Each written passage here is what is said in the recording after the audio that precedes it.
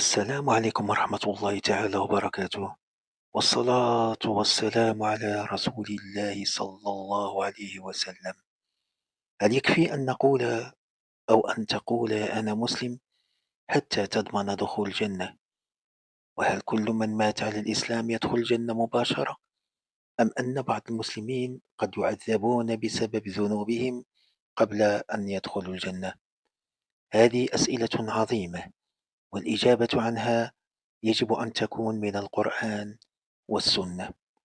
أولا، الإسلام ليس مجرد كلمة نقولها بألسنتنا، بل هو إيمان بالله وتوحيد له واتباع لرسوله صلى الله عليه وسلم وعمل صالح.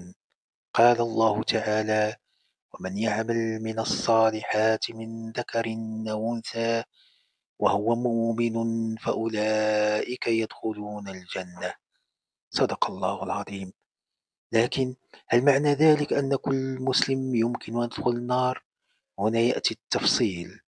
قال تعالى: إن الله لا يغفر أن يشرك به ويغفر ما دون ذلك لمن يشاء. صدق الله العظيم. معنى ذلك أن من مات على الشرك الأكبر دون توبة فليس له وعد بالمغفرة. أما المسلم الذي مات على التوحيد وارتكب ذنوبا وكبائر فهو تحت مشيئة الله، إن شاء غفر له وإن شاء عذبه بقدر ذنوبه، ثم تكون عاقبته إلى الجنة إذا مات على الإيمان والتوحيد. ولهذا لا يجوز أن يظن الإنسان أن ارتكاب المعاصي أمر بسيط لأنه سيذهب إلى الجنة في النهاية. قد تقول: ما دمت مسلما فسأفعل ما أشاء، وهذه فكرة خطيرة. فلا أحد يضمن لنفسه حسن الخاتمة، ولا يعلم متى يأتيه الموت.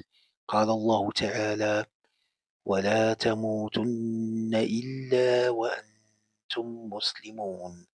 صدق الله العظيم. وفي المقابل، لا ينبغي للمسلم أن ييأس من رحمة الله مهما كثرت ذنوبه. قال الله تعالى: لا تقنطوا من رحمة الله إن الله يغفر الذنوب جميعا. صدق الله العظيم. فباب التوبة مفتوح ما دام الإنسان حيا.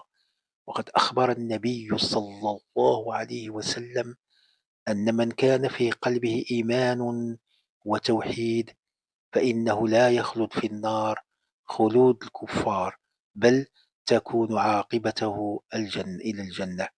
ومن هنا نفهم أمرا مهما جدا: المسلمون ليسوا كلهم في درجة واحدة. هناك مسلم يحافظ على الصلاة ويتوب من ذنوبه ويجتهد في الطاعات، وهناك مسلم يفرط ويقع في الكبائر.